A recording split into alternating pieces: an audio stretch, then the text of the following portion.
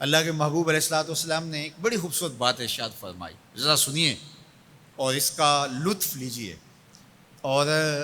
حضور کے دیے گئے اس وعدے پہ دل کے قرار کا سامان کیجئے۔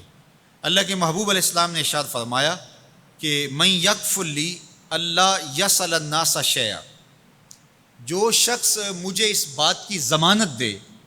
کہ وہ اللہ کے علاوہ کبھی بھی کسی سے کوئی سوال نہیں کرے گا، جب بھی کوئی مشکل ہوئی، جب بھی تکلیف ہوئی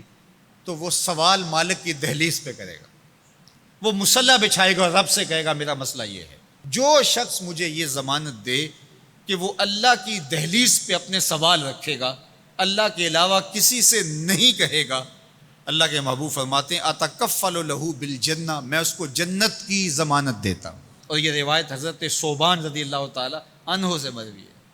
حضرت ثوبان نے جب حضور سے یہ فرمان سنا تو انہوں نے کہا حضور میں ضمانت دیتا ہوں، میں زندگی بھر اللہ کے علاوہ کسی سے سوال نہیں کروں گا۔ اور صحابہ نے پھر اس پہ عمل کر کے دکھایا۔ صحابی کا کوڑا گرتا ہے اور وہ بھی گھوڑے سے نیچے اتر کے خود اٹھاتا ہے، کہا جاتا ہے جناب آپ نے کہہ دیا ہوتا ہم اٹھا کے دے دیتے، کہا ہاں نہیں، ہم نے حضور سے عہد کیا تھا کہ اللہ کے علاوہ کسی سے سوال نہیں کریں گے۔ تو انہوں نے اتنا لحاظ رکھا اور اپنے وعدے کی پاسداری اس انداز سے بھی کی۔ تو یہ ہے وہ دولت جو کسی بندے کو اللہ صالح اعمال کے نتیجے میں عطا کرتا ہے۔ حضرت حسن بصری رضی اللہ تعالیٰ عنہ فرماتے ہیں کہ یہ کسی شخص کا ضعیف یقین ہے کہ جو اس کے پاس موجود ہے اس پر اس کو اعتماد ہے، اور اس کا جو حصہ اللہ کے پاس موجود ہے اس پر اس کو اعتماد نہیں ہے۔ دیکھیے ایک شخص کے پاس کچھ پیسے موجود ہوں، اس کی جیب میں ہے، اس کے لاکر میں ہے، گھر میں ہے، اور ایک وہ اس کا مال ہے جو بینک میں پڑا ہوا ہے، تو جس طرح وہ اپنے ہاتھ میں موجود پیسوں پر مطمئن ہوتا ہے، بینک میں پڑے ہوئے پیسوں پر بھی ایسے ہی مطمئن ہوتا ہے، کہتا ہے وہ بھی میرے ہی ہیں۔ تو جو شخص بینک میں پڑے ہوئے پیسوں پر تو مطمئن ہے، گھر میں موجود رقم پر تو مطمئن ہے، اس کے ہاتھ میں اس کی جیب میں جو ہے اس پر تو مطمئن ہے، اور اس کی قسمت کا جو ابھی اللہ کے پاس ہے اس نے ابھی اس کو دیا نہیں، اس پہ مطمئن نہیں ہے، تو حضرت حسن بصری فرماتے ہیں اس سے بڑھ کر ذوف یقین اور کیا ہوگا کہ جو اس کے پاس ہے، جس کو چرایا جا سکتا ہے، جس کو چور کھینچ سکتا ہے، جو گر سکتا ہے،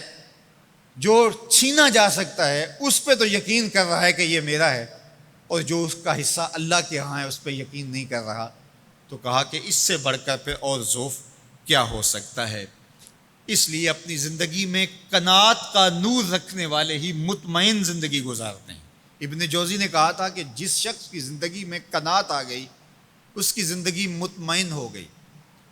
اور جس شخص کی زندگی میں طمع آ گیا اس کی زندگی گھٹن کا شکار ہوگی، اذیت کا شکار ہو گئی۔ حضرت سہل بن سعد الساعدی رضی اللہ تعالی عنہ سے یہ روایت مروی ہے کہ ایک شخص حضور کی خدمت میں آیا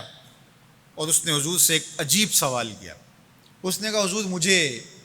کوئی ایسا عمل ارشاد فرما دیجئے کہ اگر میں وہ کروں تو مجھ سے اللہ بھی پیار کرے اور اللہ کی مخلوق بھی مجھ سے پیار کرے،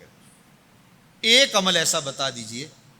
اگر میں وہ عمل بجا لاؤں تو اللہ مجھ سے پیار کرے اور اس کی مخلوق بھی مجھ سے پیار کرے۔ اللہ کے محبوب نے اس کو جو جواب دیا اس کا مفہوم سن لیجئے۔ آقا کریم نے فرمایا جو دنیا میں موجود ہے، میسر ہے، اس سے بے رغبت ہو جا، تیری ضرورتیں تو پوری ہوں گی، اس میں تو کوئی شک نہیں، لیکن تیری رغبت ادھر نہ رہے، زہد فی الدنیا اختیار کر لے، تو تجھ سے اللہ پیار کرے گا کہ یہ بندہ دنیا میں رہ کے بھی دنیا کا نہیں میرا ہے، اور جو لوگوں کے پاس ہے ان سے بے نیاز ہو جا تو لوگ تجھ سے پیار کریں گے، اور اگر تو لوگوں کی جیبوں پہ نظر رکھے گا اور لوگوں کی دولت میں، ان کے مال میں تجھے رغبت ہوگی تو فرمایا کہ پھر لوگ تجھ سے دور ہٹ جائیں گے۔ تو اللہ قناعت کا نور عطا فرماتا ہے شخص کو جو اچھے اور صالح اعمال بجا لائے۔